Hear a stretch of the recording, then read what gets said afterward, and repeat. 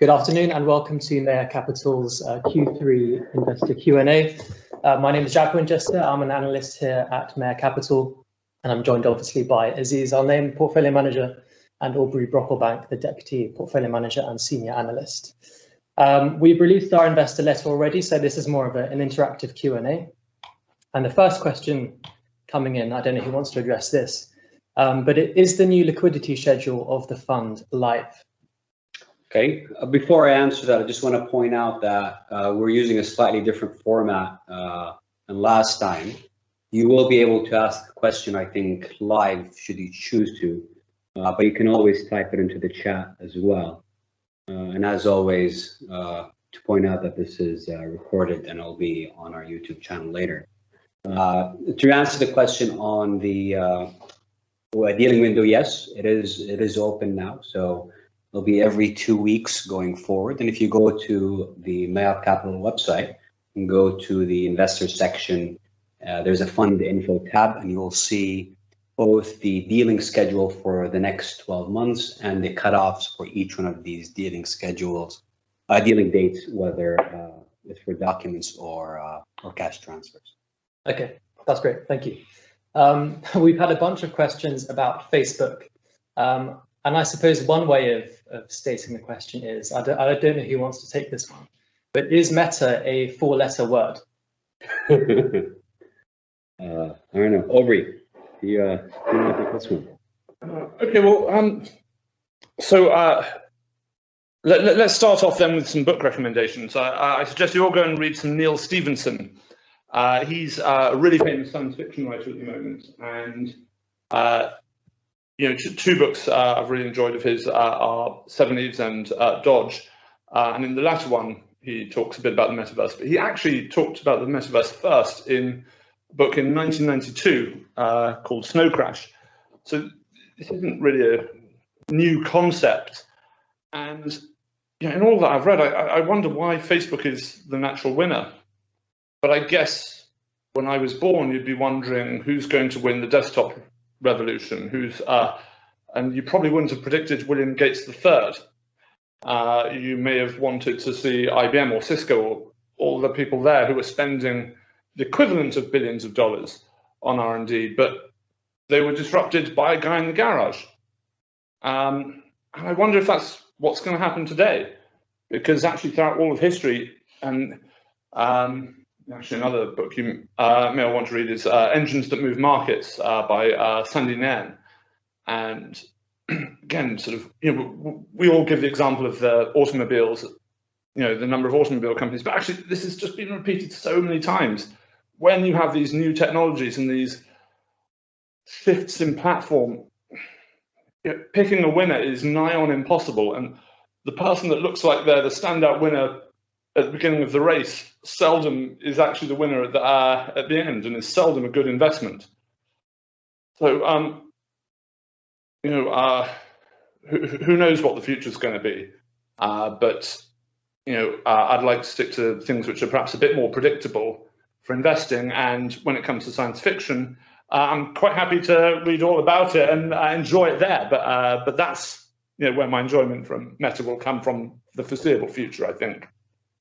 Yeah, I mean, I'm going to take a slightly different position than Aubrey on this, and I do not. I think there's a good chance that Facebook may be ahead in developing something that is workable in the near future.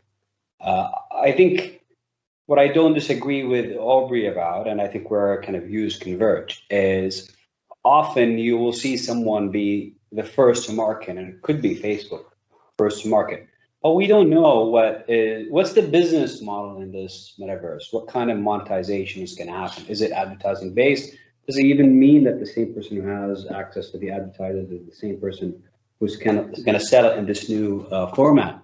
So I think given the sheer resources that Facebook is spending on this, there's a decent chance that they do develop the technology side of things fairly on. And to be fair to many of the historical analogies, often the technology is developed actually in these big companies, and then the disruption happens at the point where the technology meets commerce, basically, or meets the real world. So I think there's a real good chance that Facebook will be first to develop technology, but may not be the winner economically long term.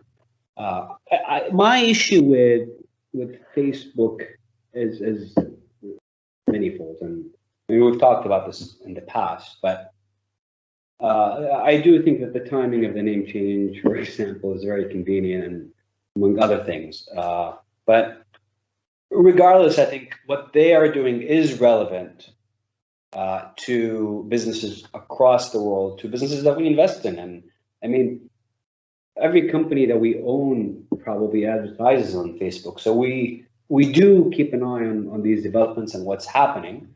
And often the user benefits more than the technology provider. And we've seen that in many industries in the past.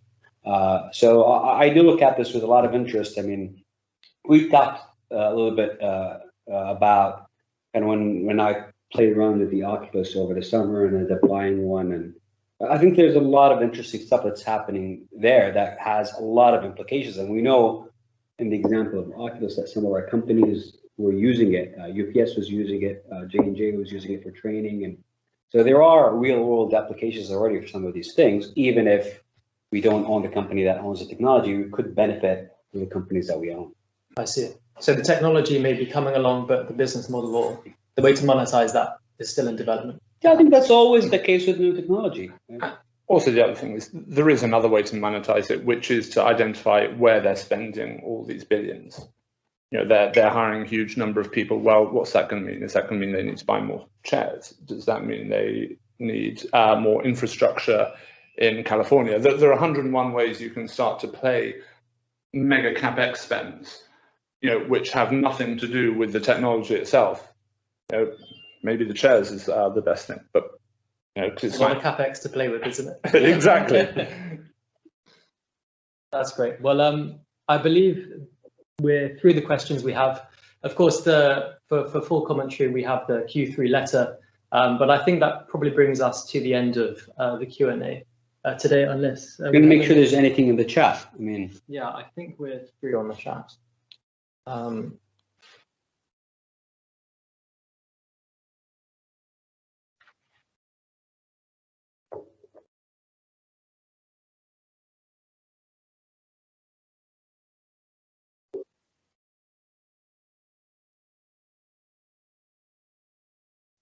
Yeah. Okay, well, there's no more questions. There's no point spending more time on this, unless Aubrey, you have anything to add, or I see one more person who just came into the room. Do any other thoughts around what happened this quarter? I know there was a discussion earlier about Tesla, for example, and there was a piece that we've been kind of circulating earlier this morning about it. And I don't know, do you have thoughts on that? Well, let's face it, when it comes to Tesla, we've been so horribly wrong for so long that it's almost time to capitulate, just so that our earlier thesis can be proven right.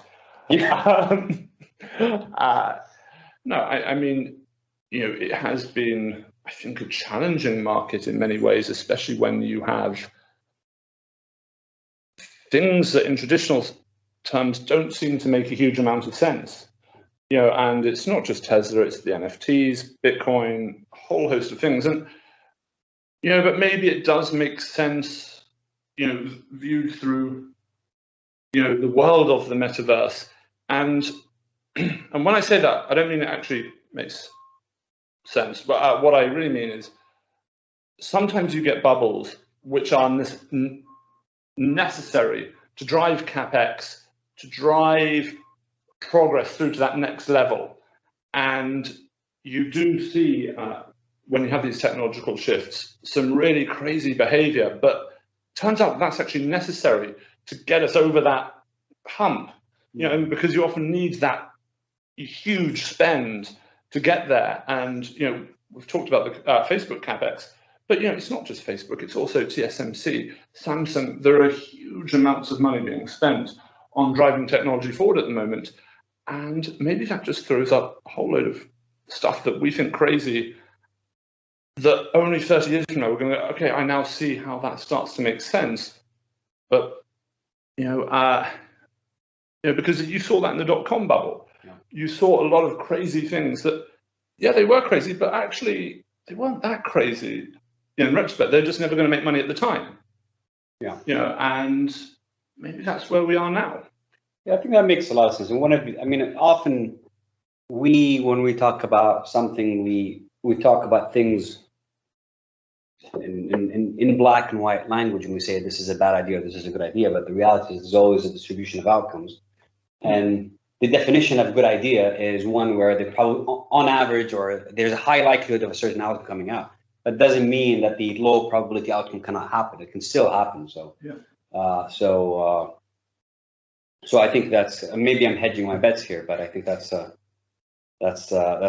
case in a lot of these situations. And we put ourselves in situations where the odds are in our favor, and not try to go into somewhere where the odds are against us. Exactly. And look, during the dot-com bubble, a lot of people did very well just by being very conservative. And I think that sort of tends to play out time and time again. I see. Do you have any more questions? I don't believe we have any more questions. So I think that brings us to the end of today's meeting. So thanks very much for you two joining, and thanks, of course, to all our guests for listening into today's call. Thanks very much. Thank you. Have a great day.